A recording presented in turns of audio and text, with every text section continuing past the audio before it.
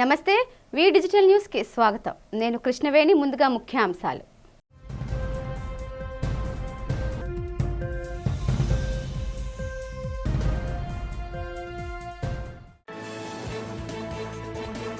Visakha RK beach victory at sea వద్ద అమర జవానులకు నివాళులు అర్పించిన పలువురు ప్రముఖులు. అమరవీరులు దేశానికి అందించిన సేవలు మరువలేనివని ప్రశంస.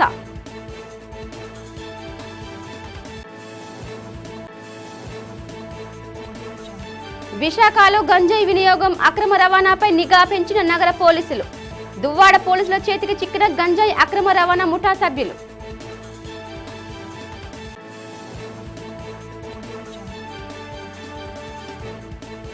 ఉపాధి హామీ పనులపై కలెక్టర్ కార్యాలయంలో సమీక్షా సమావేశం నిర్వహించిన అనకాపల్లి జిల్లా కలెక్టర్ విజయకృష్ణన్. ఉపాధి హామీ పనుల విషయంలో అధికారులు నిరంతరం అలర్ట్గా ఉండాలని సూచన.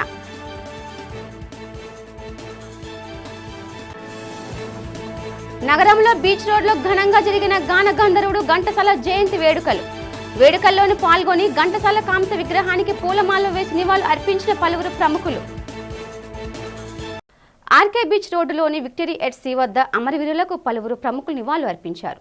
1971లో పాకిస్తాన్పై మన నావికాదళం విజయం సాధించిన రోజున నావికాదళ దినోత్సవంగా జరుపుకుంటున్నాం. ప్రతి ఏడాది డిసెంబర్ 4న ఈ దినోత్సవాన్ని జరుపుకుంటూ ఆనాటి విజయాన్ని గుర్తు చేసుకుంటూ అమరవీరులకు గౌరవవందనం సమర్పించి నివాళులర్పిస్తున్నాం. ఈ సందర్భంగా విక్టరీ ఎట్ సీ అమరవీరుల స్తూపం వద్ద ప్రత్యేక కార్యక్రమం జరిగింది. ఈ కార్యక్రమంలో పలువురు ప్రముఖులు అమరవీరుల స్తూపం వద్ద పుష్పగుచ్చాలు వచ్చి అంజలి ఘటించారు. నావికాదళ సిబ్బంది అమరవీరులకు గౌరవవందనం సమర్పించారు. అమరవీరులు దేశానికి చేసిన సేవలు మరువలేనివని వక్తలు కొనియాడారు. ఈ కార్యక్రమంలో తూర్పు నావికాదళ అధికారులతో పాటు జిల్లా కలెక్టర్ హరేంద్ర ప్రసాద్, నగర police commissioner doctor Shankhabrata Bagchi, GVMC commissioner doctor Sampath Kumar, VMRDA commissioner Viswanathan, పలువురు అధికారులు, అనధికారులు, రిటైర్డ్ సైనిక అధికారులు పాల్గొన్నారు.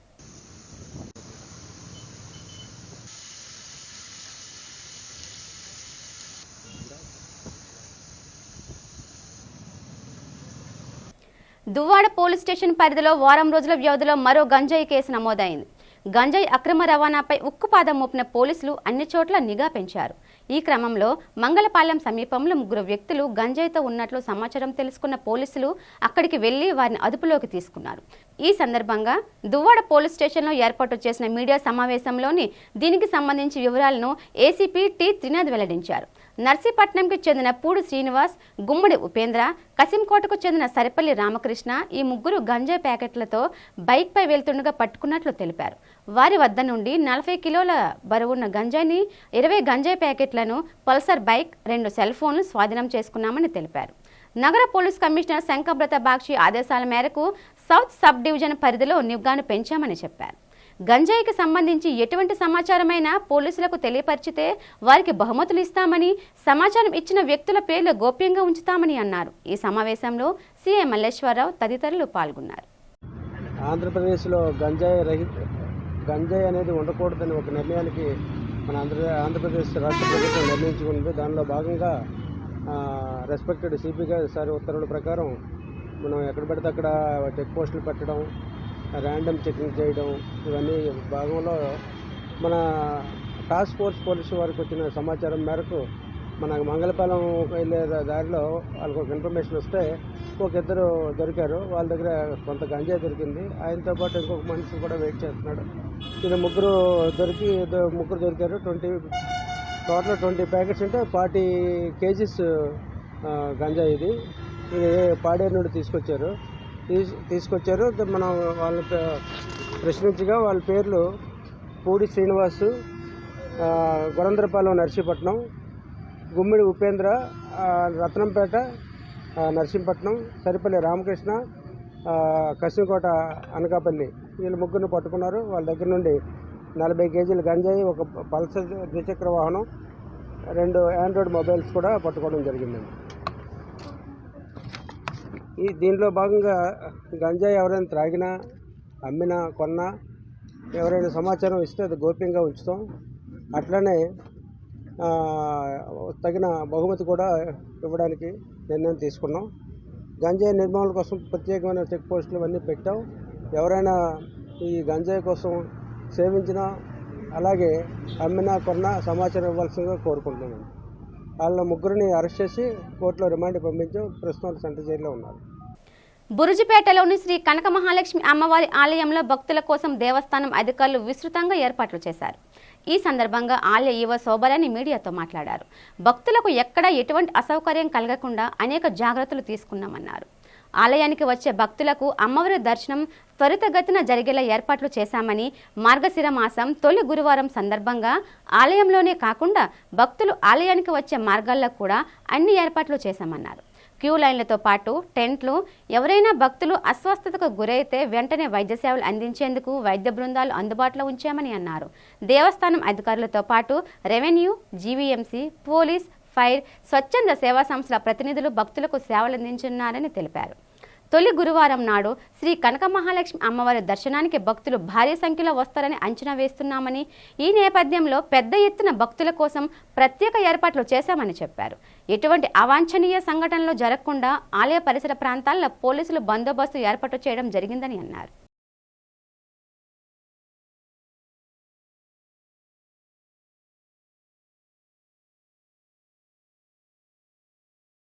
ఉత్తరాంధ్ర ప్రజల ఎలువెలుపు భక్తులందరికీ కొంగు బంగారమైన మా అమ్మవారు శ్రీ కనక మహాలక్ష్మి వారి మార్గశిర మాసోత్సవాలు 2వ తారీఖు నుంచి మొదలైనాయండి. ఈరోజు బుధవారం గురువారాలు అమ్మవారికి చాలా ప్రీతిపాత్రమైనవి. అవి 4 గురువారాలు వచ్చాయి. అందులో ఇప్పుడు మొదటిది 5/12. ఈరోజు రాత్రి 12 గంటల నుంచే మనం భక్తుల్ని ఎక్స్పెక్ట్ చేస్తున్నాం. క్యూ లైన్స్లో ఒక 25,000 మంది దాకా రావచ్చు అనేది ఎక్స్పెక్టేషను. వాళ్ళందరికీ బ్యారికేడింగ్ అంటే క్యూ లైన్స్, పక్కా క్యూ లైన్స్, షెల్టర్కి ఏమో పైన పక్కా షెడ్స్ వేయించడం జరిగింది. క్యూ లైన్స్లోనేమో పాలు, మజ్జిగ, బిస్కెట్స్ లాంటివి పంచడం జరిగింది. నడవలేని వారికి, పిల్లలకి, గర్భిణీ స్త్రీలకి, వీరందరికీనేమో వారు కనుక పిఆర్ఓ ఆఫీస్లో కాంటాక్ట్ చేస్తే వీల్ చైర్స్ తోటి డైరెక్ట్ మెయిన్ ఎంట్రన్స్ నుంచి, ప్రోటోకాల్ ఎంట్రన్స్ నుంచి తీసుకురమ్మని చెప్పాము. దీనికి తగ్గట్టుగా మేము అన్ని చోట్ల సైనేజెస్ కూడా పెట్టాము. ఫ్రీ బస్సెస్ తిప్పుతున్నాం. అంటే ఆర్టీసీ వారి దగ్గర నుంచి మనం తీసుకుని మెయిన్ అంటే ఇంపార్టెంట్ ప్లేసెస్ నుంచి దేవస్థానానికి రావడానికి ఫ్రీ బస్సెస్ రన్ చేస్తున్నాం. టాయిలెట్స్ పెట్టాం. కిందటిసారి మీద ఇంప్రూవ్ అదే ఇంకా కాస్త ఇంకో 4 ఎక్స్ట్రా పెట్టాము. కలెక్టర్ గారు, కమిషనర్ ఆఫ్ పోలీసు వచ్చి మొత్తం ఏర్పాట్లన్నీ పర్యవేక్షించారు.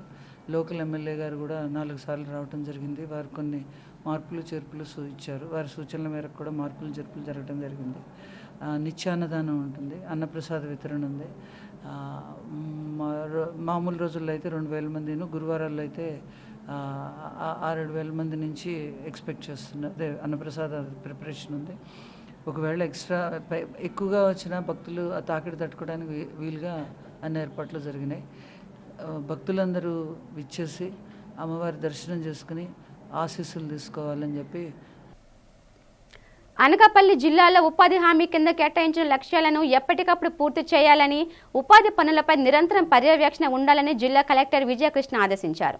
బుధవారం అనకాపల్లి కలెక్టరేట్ సమావేశ మందిరంలో జాతీయ గ్రామీణ ఉపాధి హామీ పథకంపై జ్వామాపిడి, ఎంపీడీఓలు, ఏపీడీలు, ఏపీఎంలు, సంబంధిత శాఖల అధికారులతో జిల్లా కలెక్టర్ సమీక్ష నిర్వహించారు.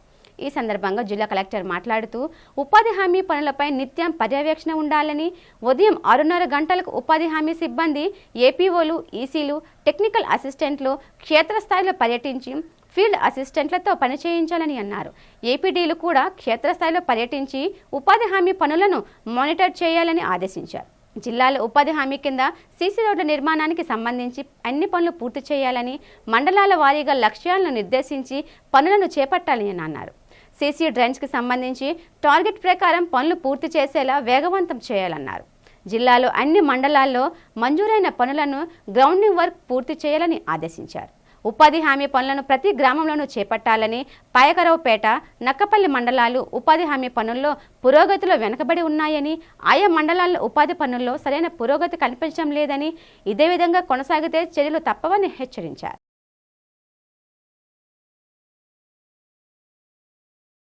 విశాఖ పోర్ట్ యాజమాన్యం ఆసుపత్రి పట్ల అనుసరిస్తున్న విధానంపై ఐఎఫ్టీయూ నేత కనకరావు తీవ్ర ఆగ్రహం వ్యక్తం చేశారు. పోర్చ్ గోల్డెన్ జూబ్లీ హాస్పిటల్ ప్రైవేటీకరణ నిర్ణయాన్ని యాజమాన్యం విరమించుకోవాలని డిమాండ్ చేస్తూ ఆసుపత్రి వద్ద రిలే నిరాహార దీక్షలు కొనసాగుతున్నాయని చెప్పారు. సిఐటియు ఆధ్వర్యంలో జరుగుతున్న ఈ దీక్షలు బుధవారంతో 65వ రోజుకు చేరుకున్నాయి. ఈ సందర్భంగా కనకరావు మాట్లాడుతూ ఉద్యోగులు వారి కుటుంబ సభ్యులకు పోర్టు ఆసుపత్రి సేవలు ఎంతగానో ఉపయోగపడుతున్నాయని అన్నారు. ఈ ఆసుపత్రిని పీపీపీ పద్ధతిలో అభివృద్ధి చేయాలనే యాజమాన్య నిర్ణయాన్ని ఖండించారు. యాజమాన్యం తీసుకున్న నిర్ణయం ఫలితంగా ఆసుపత్రి ప్రైవేటుపరమవుతుందన్నారు. దీనివలన పోర్టు ఉద్యోగులు వారి కుటుంబ సభ్యులకు సరైన వైద్య సేవలు అందుబాటులో లేకుండా పోతాయని వాపోయారు. కార్మికుల సంక్షేమానికి దృష్టిలో పెట్టుకుని ఆసుపత్రిని పోర్టు యాజమాన్యమే నిర్వహించాలని కనకరావు డిమాండ్ చేశారు.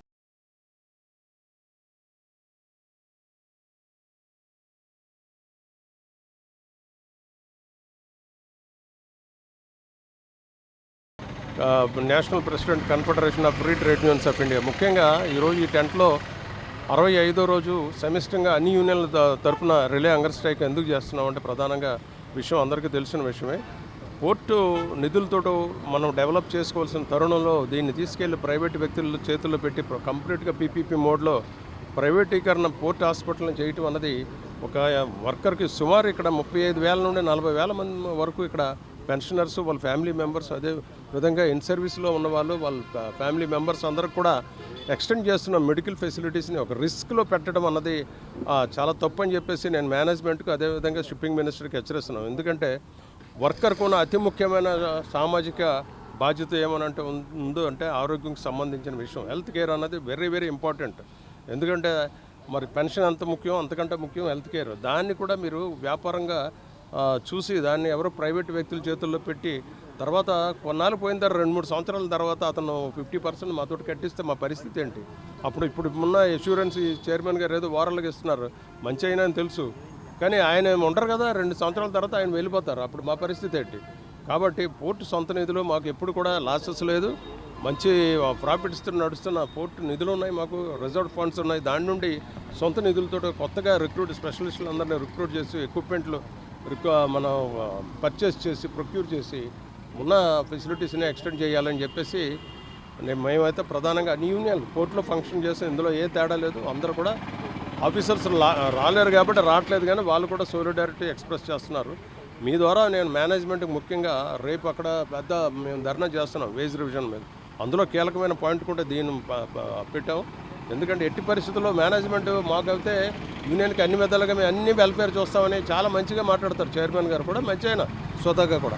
కానీ ఈ విషయంలో వీళ్ళు ఇలా పట్టుపట్టడం అంటే మాకు అర్థం అవ్వట్లేదు. కాబట్టి మీ ద్వారా వాళ్ళకి ఫైనల్గానే అపీల్ చేస్తున్నాం, ఈ ఉత్తరాది టెండర్స్. దేశంలోని ప్రముఖ పుణ్యక్షేత్రంగా విరజిల్లుతున్న సింహాచలం శ్రీ వరహ లక్ష్మీనరసింహ స్వామి వారి నిత్య కళ్యాణం అత్యంత వైభవంగా జరిగింది. అర్జిత సేవల్లో భాగంగా అర్చక స్వాములు ఉత్సవమూర్తిని గోవిందరాజస్వామిని ఉభయ దేవరులతో మండపంలో అధిష్ఠింపచేశారు. నిత్య కళ్యాణంలో పాల్గొన్న భక్తులు గోత్రనామాలతో సంకల్పం చెప్పి పంచరాత్ర గమశాస్త్రం విధానంలో విశ్వకేశ ఆరాధన పుణ్యహవచనాలతో కార్యక్రమానికి శ్రీకారం చుట్టారు. కంకణ ధారణ, నూతన యజ్ఞోపవీత సమర్పణ, జీలకర్ర బెల్లం, మాంగళ్య ధారణ, తలంబ్రాల ప్రక్రియను కమనీయంగా జరిపించారు. మంత్రపుష్పం, మంగళ శాసనాల తర్వాత భక్తులకు వేదశిర్వచనాలు, శేష వస్త్రాలు, స్వామివారి ప్రసాదాలు అందజేశారు. అనంతరం స్వామివారి అంతర్యాల దర్శనం కల్పించారు.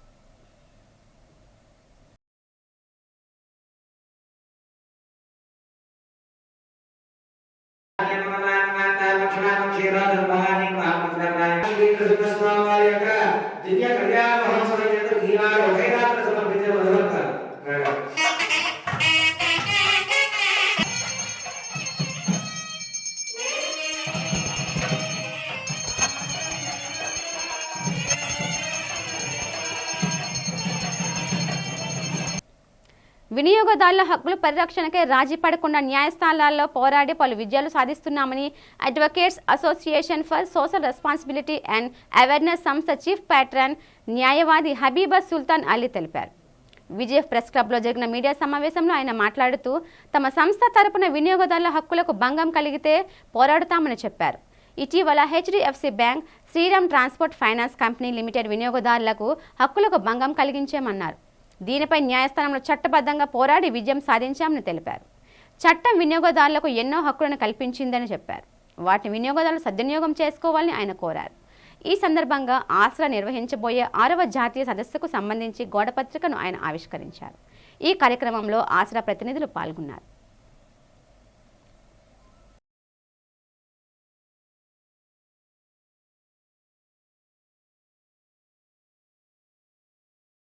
Aasra advocates association for social responsibility and awareness వినియోగదారుల హక్కులపై అవగాహన కల్పించడం, వారి హక్కులకి ఏమైనా భంగం వాటిల్లినప్పుడు వారి కోసం న్యాయస్థానంలో కేసెస్ని ఫైల్ చేసి వారికి న్యాయం అందించడం ప్రధాన ఉద్దేశంగా గత 8 సంవత్సరాల నుంచి ఆర్గనైజేషన్ వర్క్ చేస్తుందండి.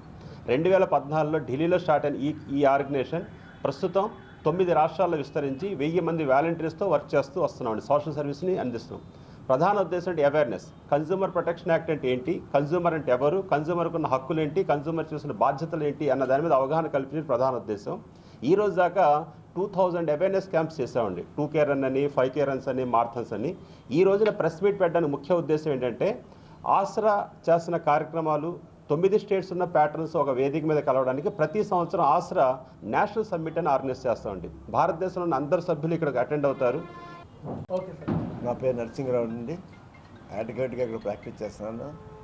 ఆంధ్రప్రదేశ్ బార్ కౌన్సిల్ మెంబర్గా కూడా ఉంటున్నాను. లాస్ట్ 30 years పెట్టి ఉంటున్నాను.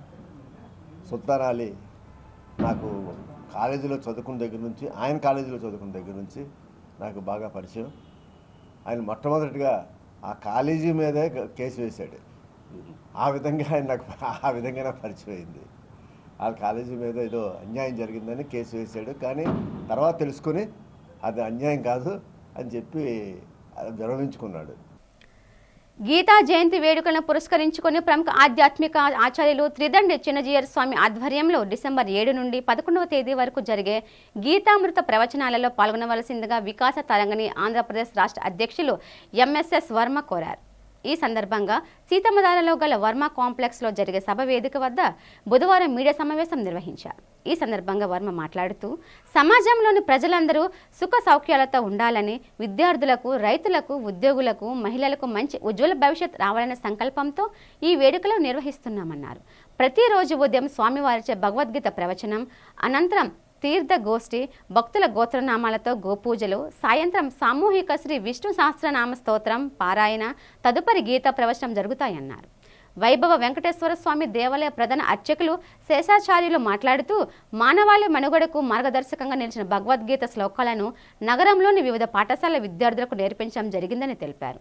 ఒక్కో పాఠశాలలో 108 మంది విద్యార్థులకు ఒక అధ్యాయం నేర్పించి వారందరితో కలిసి ఈ నెల 11న స్వామివారు సంపూర్ణ భగవద్గీత పారాయణ చేయించడం జరుగుతుందన్నారు. ఈ వేడుకల్లో ఉత్తరాంధ్ర జిల్లాలోని ప్రజలు పెద్ద సంఖ్యలో పాల్గొనవలసిందిగా ఆయన ఆహ్వానించారు.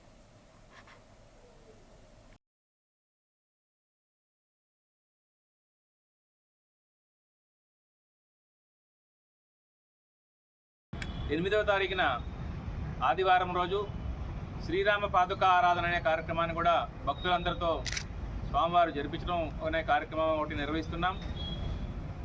11వ తారీఖు ముఖ్యంగా గీతా జయంతి సందర్భంగా సామూహికంగా భక్తులందరితో శ్రీమద్ భగవద్గీత పారాయణం 18 అధ్యాయాలని స్వామివారు అందరితో కలిసి చేసే కార్యక్రమాన్ని కూడా ఇక్కడ నిర్వహించడం జరుగుతుంది. ఈ కార్యక్రమాలన్నీ కూడా భగవద్భక్తులు అందరూ పాల్గొని ఆ శ్రీకృష్ణ పరమాత్ముడిని మరియు స్వామివారి యొక్క మంగళశాసనాలను పొందగలరని ఆశిస్తున్నాం. మన వారిజ వికాస తరంగిణి సంయుక్తంగా నిర్వహిస్తున్నటువంటి ఈ కార్యక్రమంలో గీతామృత ప్రవచన కార్యక్రమాలు ఇక్కడ జరుగుతున్నాయి. అలానే మన వారిజ ఆశ్రమంలోని వేద పాఠశాలని నిర్వహిస్తున్నాం. నేత్ర విద్యాలయ అనే అందుల పాఠశాలను కూడా నడపడం జరుగుతుంది. అక్కడ first standard to 10th class వరకు అక్కడ స్కూల్ ఒకటి నిర్వహిస్తున్నాం. మాసాన మార్గశీర్షోహమని, మాసాలలో మార్గశీర్ష మాసాన్ని నేను అని శ్రీకృష్ణ పరమాత్మ వ్యక్తం చేసినటువంటి అపురూప కాలంలో విశాఖపట్నం దగ్గర సీతమ్మధారలో ఓల్డ్ ఈనాడు ఆఫీస్ దగ్గరలో ఉండేటువంటి ప్రాంతంలో MKK వర్మ ప్రాంగణం యందు జరుగుతున్న మహత్తరమైనటువంటి కార్యక్రమం గీతామృత ప్రవచన సహిత రామపాదుకారాధన మరియు మంత్రోపదేశ కార్యక్రమాలు జరగనున్నాయి. ఈ సందర్భంగా పరమహంస పరివిరాజకాచార్య శ్రీ శ్రీ త్రిదండి శ్రీమన్నారాయణ రామాను చిన్నజీరి స్వామి వారి ప్రత్యక్ష పర్యవేక్షణలో అపురూపమైన కానుకగా మన ప్రాంతవాసులకు అందిస్తున్నటువంటి దివ్యమైనటువంటి కార్యక్రమం ఇది. ఇందులో ప్రధానంగా ప్రతిరోజు ఉదయాన్నే 7 గంటల నుంచి 8 గంటల 30 నిమిషాల వరకు గీతా ప్రవచనాన్ని చేస్తారు స్వామివారి అమృత వాక్కుల ద్వారా. తదనంతరం తీర్థగోష్ఠి కార్యక్రమం జరుగుతుంది. మరలా సాయంత్రం 5 గంటల 30 నిమిషాలకి శ్రీ విష్ణు సహస్రనామ పారాయణ, గీతా ప్రవచన కార్యక్రమం, గీతా పారాయణ ఇవన్నీ స్వామివారి దివ్య వాక్కుల ద్వారా అనుభవించడానికి సిద్ధం చేస్తూ ఉన్నారు. తరువాత 8వ తేదీ నాడు ప్రధానంగా శ్రీరామ పాదుకా పూజా కార్యక్రమం జరుగుతుంది. ప్రగతిశీల మహిళా సంఘం 7వ జిల్లా మహాసభలు నగరంలో జరుగుతాయని ఆ సంఘం రాష్ట్ర ప్రధాన కార్యదర్శి ఎం లక్ష్మి తెలిపారు. జీవీఎంసీ గాంధీ విగ్రహం వద్ద జరిగిన మీడియా సమావేశంలో లక్ష్మితో పాటు సత్యవతి జిల్లా మహాసభల గురించి వివరించారు. గాజువాక డ్రైవర్స్ కాలనీలో గల ద్రోణంరాజు సత్యనారాయణ కళ్యాణ మండపంలో ఈ నెల 22న మహాసభలు జరుగుతాయని అన్నారు. ఈ మహాసభల్లో మహిళలు ఎదుర్కొంటున్న సమస్యలపై చర్చించి పలు తీర్మానాలు చేస్తామన్నారు. ఇంకా మహిళలపై రకరకాలుగా దాడులు జరగటం పట్ల ఆవేదన వ్యక్తం చేశారు. కేంద్ర ప్రభుత్వం అనుసరిస్తున్న ప్రజా, కార్మిక, పారిశ్రామిక విధానాలపై కూడా చర్చిస్తామన్నారు. విశాఖ స్టీల్ ప్లాంట్ను ప్రైవేటువరం చేసే నిర్ణయాన్ని కేంద్రం వెనక్కి తీసుకోవాలని డిమాండ్ చేశారు. మహిళలపై దాడులకు తెగబడితే వారిని సత్వరమే కఠినంగా శిక్షించాలని ప్రభుత్వాలను కోరారు. అంతకుముందు మీడియా సమావేశంలో POW 7వ మహాసభలకు సంబంధించి గోడపత్రికను ఆవిష్కరించారు. గాజువాక డ్రైవర్స్ కాలనీలో జరుగుతున్నాయండి. ప్రధానంగా ఈ జిల్లా మహాసభల యొక్క పిలుపు ఏంటంటే కుదించుకుపోతున్న మహిళల యొక్క ఉపాధి అవకాశాలు కూడా మహిళలపై జరుగుతున్న హింసే కాబట్టి మా ప్రభుత్వమే ఆర్థిక హింసగా పాల్పడుతుంది. అదేవిధంగా అన్ని రకాల హింసలకు వ్యతిరేకంగా పోరాడదామని చెప్పి పిలుపునిస్తూ మహిళల జీవించే హక్కుల కోసం మనం ఉద్యమించాల్సిన అవసరం ఉందని చెప్పి తెలియజేస్తూ ఈ మహాసభలు జరుగుతున్నాయి. ఇప్పటికీ కూడా ఈరోజు మొన్న హింస వ్యతిరేక దినం అని చెప్పేసి ప్రభుత్వం పెద్ద ఎత్తున జరిపింది. ఈరోజు మహిళలపైన పెద్ద ఎత్తున హింస జరుగుతుంది. దీనికి వ్యతిరేకంగా అవేర్ కావాలని చెప్తుంది. అయినప్పటికీ కూడా ఈరోజు సురక్షితమైన బహిరంగ ప్రదేశాలు లేవు, అదే సురక్షితంగా రవాణా వ్యవస్థ లేదు, అదే సురక్షితమైన పడి ప్రాంతాలు లేవు. ఈరోజు మహిళలు పోరాట సాధించిన చట్టాలైన పోక్స్ కానీ ఈరోజు 498 కానీ 2005 కానీ ఎటువంటి మహిళలు పోరాట తెచ్చుకున్న చట్టాలేమీ కూడా అమలు కాని పరిస్థితి ఉన్నది. అయితే మహిళల పైన అన్ని రకాల హింసలు భరిస్తూ వస్తున్నారు. మహిళల హింసకు వ్యతిరేకంగా POW ఎన్నో పనిచేస్తుంది. అలాగే ఇప్పుడు ఉపాధిని దెబ్బతీసే ప్రైవేటీకరణ, ప్రభుత్వ రంగ సంస్థలన్నీ ప్రైవేటీకరణ చేస్తున్నాయి. విద్యను ప్రభుత్వ రంగ సంస్థలన్నీ కూడా ప్రైవేటీకరణ చేస్తున్నాయి. విద్య ఉపాధి అన్ని రకాలుగా కూడా మహిళలు దెబ్బతీసే పరిస్థితికి ప్రభుత్వాలు తీసుకొస్తున్నాయి. దీనికి వ్యతిరేకంగా పోరాడాలని ప్రగతిశీల మహిళా సంఘం పిలుపునివ్వడం జరిగింది. ఆ పిలుపులో భాగంగా ఈరోజు మహాసభలకు ముందు ప్రచారంకి వెళ్ళడానికి ఈరోజు కరపత్రం ఆవిష్కరణ జరిగింది. మహాసభల్ని విజయవంతం చేయాలని ఆర్థికంగా, సామాజికంగా అంతా ప్రజలందరూ దీన్ని విజయవంతం చేయడంలో కలిసి రావాలని ఈరోజు ఈ కరపత్రం. కెప్టెన్ రామారావు కూడలి రేణుక ఎల్లమ్మ ఆలయంలో ఆలయ సేవకుడు నోట్ల సత్యబాబు జన్మదిన వేడుకలు పలు సేవా కార్యక్రమాల మధ్య ఘనంగా నిర్వహించారు. ఈ కార్యక్రమంలో ఆలయ గౌరవ అధ్యక్షుడు పీల వెంకటచిన అప్పలనాయుడు, అధ్యక్షుడు కరి నీలకంఠం, కార్యదర్శి బొడ్డు పోలారావు, ముఖ్య సలహాదారులు బొడ్డెట్టి ప్రసాద్ పాల్గొని సత్యబాబుతో కేక్ కట్ చేయించారు. ఈ సందర్భంగా వారు మాట్లాడుతూ రేణుక ఎల్లమ్మ ఆలయంలో నిరంతరం ఆధ్యాత్మిక కార్యక్రమాలు కొనసాగుతున్నాయన్నారు. ప్రతి గురువారం మహా అన్నదానంతో పాటు ప్రత్యేక పూజలు నిర్వహిస్తున్నామని చెప్పారు. ఈ కార్యక్రమంలో అనేక మంది భక్తులు పాల్గొని వారి సేవలు అందిస్తున్నారని చెప్పారు. అదే కోవకి చెందిన అమ్మవారి భక్తుడు నోట్ల సత్యబాబు నిరంతరం అమ్మవారికి సేవలు అందిస్తున్నారని తెలిపారు. అటువంటి భక్తుడికి తాము ఇలా పుట్టినరోజు వేడుక నిర్వహించడం చాలా ఆనందంగా ఉందన్నారు. ఈ కార్యక్రమంలో సత్యబాబు సతీమణి సంతోషి పార్వతితో పాటు ఆలయ కమిటీ సభ్యులు పాల్గొన్నారు. రేణుక ఎల్లమ్మ ఆలయ కమిటీ సభ్యులందరికీ కూడా ఈ సాయంకాల సమయం వల్ల మనలో ఒక సభ్యుడైనటువంటి సత్యబాబు గారికి ఇవాళ 36 వసంతాలు పూర్తి చేసుకున్న సందర్భంగా ఈరోజు వారికి పుట్టినరోజు శుభాకాంక్షలు అందరి తరఫున చెప్తున్నాను. ఇటువంటి పుట్టినరోజు ఫంక్షన్స్ ఆయన ప్రతి సంవత్సరం చేసుకొని ఆయన ఆరోగ్యాలతో ఉండాలని, వారి వ్యాపారం కూడా అభివృద్ధి చెందాలని, వారి కుటుంబం అంతా సంతోషంగా ఉండాలని మా ఆలయ కమిటీ సభ్యులందరి తరఫున కూడా మేము వారికి శుభాకాంక్షలు, కృతజ్ఞతలు, అభినందనలు తెలుపుతున్నాం. కెప్టెన్ రామారావు జంక్షన్, విశాఖపట్నం రేణుక ఎల్లంతల్లి దేవాలయం. ఈరోజు రేణుక ఎల్లంతల్లి దేవాలయ సభ్యులైనటువంటి మన సత్యబాబు గారికి ఈరోజు జన్మదినం కావడం వల్ల ఈరోజు సాయంత్రం 36 వసంతాలు పూర్తి చేసుకున్న శుభ సందర్భంగా ఆ రేణుక ఎల్లంతల్లి గౌరీ పరమేశ్వరుల ఎప్పుడు ఆశీస్సులు ఉండాలని, ఆరోగ్యంతో ఎప్పుడు కూడా ఉండాలని నేను కోరుకుంటున్నాను. ఇలాంటి పుట్టినరోజు వేడుకలు మరెన్నో జరుపుకోవాలని. శ్రీ శ్రీ శ్రీ రేణుక ఎల్లమ్మ ఆలయ ప్రాంగణంలో మరి ఈరోజు 36 వసంతాలు పూర్తి చేసుకొని 37వ సంవత్సరం అడుగు పెడుతున్నారు. మరి ఈరోజు ఎల్లమ్మ రేణుకెళ్ళమ్మ ఆలయం పండగలుగా కానీ అనుసంధానాలు కానీ ఈ దేనికైనా సరే ముందుండి, అలాగే తోటి కమిటీ మెంబర్లు బర్త్డే అయితే వారు వచ్చి ఇక్కడ అమ్మవారు దండం పెట్టుకుంటే ఆ బర్త్డే కూడా ఘనంగా కమిటీ వారు చేస్తున్నారు. గాన గంధర్వుడు సంగీత దర్శకుడు ఘంటసాల వెంకటేశ్వరరావు జయంతి కార్యక్రమం ఘనంగా జరిగింది. Ghantasala sports and cultural association ఆధ్వర్యంలో బీచ్ రోడ్లోని ఘంటసాల కాంస్య విగ్రహం వద్ద జరిగింది. పలువురు ఘంటసాల విగ్రహానికి పూలమాలలు వేసి నివాళులు అర్పించారు. ఈ సందర్భంగా అసోసియేషన్ వ్యవస్థాపక కార్యదర్శి చెన్నా తిరుమలరావు మాట్లాడుతూ ఘంటసాల విగ్రహం వద్ద పార్కుతో పాటు ఘంటసాల స్మారక ఓపెన్ ఆడిటోరియం నిర్మించాలని కోరారు. ఘంటసాల తన గాత్రంతో ఎందరో అభిమానులను సొంతం చేసుకున్నారన్నారు. స్వాతంత్ర సమరయోధుడిగా దేశానికి, గాయకుడిగా సంగీత రంగానికి ఘంటసాల చేసిన సేవలు కొనియాడారు. ఈ కార్యక్రమంలో కొనతల రాజు, బొమ్మిడి సత్యనారాయణ, కె రాజేంద్ర ప్రసాద్, మహమ్మద్ గౌస్, మధుపాడ రమణి తదితరులు పాల్గొన్నారు. అమరగాయకుడు ఘంటసాల గారు తన అద్భుతమైన గలంతో వేల గీతాలు ఆలపించి అందరి మదిలో సుస్థిర స్థానం సంపాదించుకున్నారు.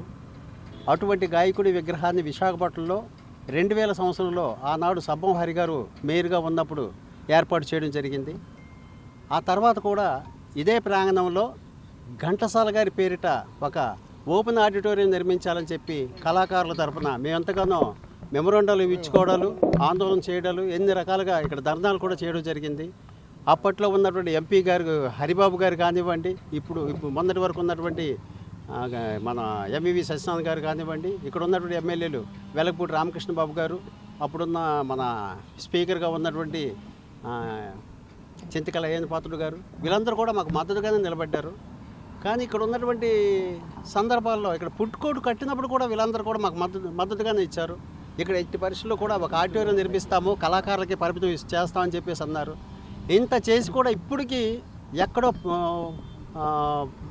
పాడైపోయినటువంటి ఒక విమానాన్ని తీసుకొచ్చి ఇక్కడ ఒక మ్యూజియం లాంటిది ఏర్పాటు చేస్తూ కళాకారులని ఆందోళనకరానికి గురి చేస్తున్నాయి. ఎన్నో సంవత్సరాలుగా రజకులు ఎదుర్కొంటున్న సమస్యను పరిష్కరించేందుకు రాష్ట్ర ప్రభుత్వం చొరవ చూపాలని ఏపీ రజక వృత్తిదారుల సంఘం రాష్ట్ర ఉపాధ్యక్షుడు మడక రాజు డిమాండ్ చేశారు. నగరంలోని బొట్ట నరసింగరావు భవనంలో ఏపీ రజక వృత్తిదారుల సంఘం విశాఖ జిల్లా 5వ మహాసభ జరిగింది. ఈ సభలో మడక రాజు మాట్లాడుతూ దేశానికి స్వాతంత్రం వచ్చి 75 సంవత్సరాలు గడిచినప్పటికీ రజకుల బ్రతుకుల్లో మార్పు రాలేదన్నారు. నేటికి అన్ని రంగాల రజకులు వెనుకబడి ఉన్నారని అన్నారు. రజకులకు ప్రత్యేకంగా దోబీ ఘాట్లు నిర్మించడమే కాకుండా వారికి అధునాతన పనిముట్లు ప్రభుత్వమే ఇవ్వాలని కోరారు. ఈ కార్యక్రమంలో అధికారంలో ఉన్న ఎన్డీఏ కూటమి ప్రభుత్వం రజకుల సంక్షేమానికి చర్యలు చేపట్టాలని అన్నారు. రజకుల అభివృద్ధి కోసం భారీగా నిధులు కేటాయించాలని ప్రభుత్వానికి మడకరాజు డిమాండ్ చేశారు. డిసెంబర్ 4వ తారీఖున విశాఖపట్నం టౌన్ ప్రాంతంలో జిల్లా మహాసభ జరుపుకుంటా ఉన్నాం. ఆంధ్రప్రదేశ్ రజకుల సంఘం గత వైఎస్ఆర్ ప్రభుత్వం ఉన్నప్పుడు, రాజశేఖర రెడ్డి గారు కాంగ్రెస్ ప్రభుత్వం ఉన్నప్పుడు కూడా రజకుల రక్షణ కాపాడుకోలేకపోతూ ఉన్నారు. రజకులపైన దాడులు జరుగుతూ ఉన్నాయి, దౌర్జన్యాలు జరుగుతూ ఉన్నాయి, మా మహిళల పట్ల అత్యాచారాలు జరుగుతూ ఉన్నాయి. వాటిని మేము కాపాడుకోవాలనుకుంటే రక్షణ చట్టం ఏర్పాటు చేయాలని చెప్పేసి, అట్రాసిటీ మాదిరిగా రక్షణ చట్టం ఏర్పాటు చేయాలని చెప్పి ఇప్పుడు ప్రభుత్వాన్ని అడిగాం. ఆ రోజు రాజశేఖర రెడ్డి గారు కూడా చేస్తామని మాట ఇచ్చారు. తర్వాత శివరాకర్లో మరి ఏం జరిగిందో తెలియదు కానీ కాగితాలు తుక్కలోకి వెళ్ళిపోయిన పరిస్థితి కనబడతా ఉంది. విశాఖ స్టీల్ కార్మికులకు గడిచిన 3 మాసాలుగా బకాయి పడ్డ జీతాలు వెంటనే చెల్లించాలని స్టీల్ సిఐటియు గౌరవ అధ్యక్షులు జె అయోధ్యరామ్ యాజమాన్యాన్ని డిమాండ్ చేశారు.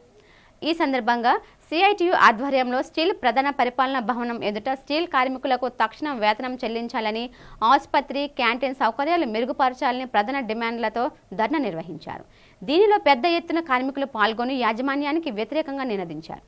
ఈ ధర్నాను ఉద్దేశించి స్టీల్ సిఐటియు గౌరవ అధ్యక్షులు జె అయోధ్యరామ్ మాట్లాడుతూ కేంద్ర ప్రభుత్వం విశాఖ స్టీల్పై తన వైఖరిని మార్చుకోలేదని, పార్లమెంట్ సాక్షిగా ప్రకటిస్తే తెలుగు రాష్ట్రాల ఎంపీలు ప్రశ్నించకపోవడం అత్యంత దుర్మార్గమని విమర్శించారు.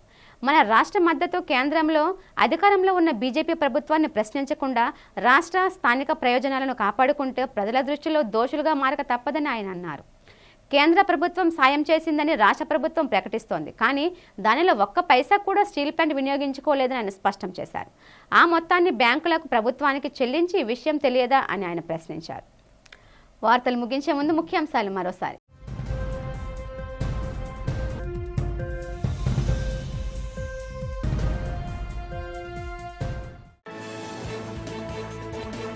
విశాఖ ఆర్కే బీచ్ విక్టోరియట్ సీ వద్ద అమర జవానులకు నివాళులు అర్పించిన పలువురు ప్రముఖులు. అమరవీరులు దేశానికి అందించిన సేవలు మరువలేనివని ప్రశంస.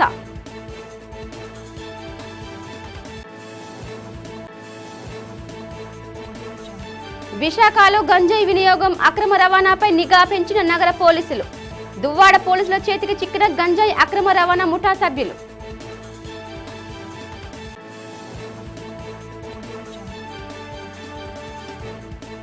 ఉపాధి హామీ పనులపై కలెక్టర్ కార్యాలయంలో సమీక్షా సమావేశం నిర్వహించిన అనకాపల్లి జిల్లా కలెక్టర్ విజయకృష్ణన్.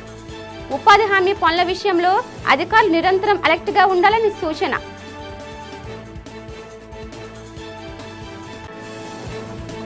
నగరంలో బీచ్ రోడ్లో ఘనంగా జరిగిన గాన గంధర్వుడు ఘంటసాల జయంతి వేడుకల్లోని పాల్గొని ఘంటసాల కాంస్య విగ్రహానికి పూలమాల వేసి నివాళులు అర్పించిన పలువురు ప్రముఖులు. వార్తలు ఇంతటితో సమాప్తం. చూస్తూ ఉండండి డిజిటల్ న్యూస్. నమస్తే.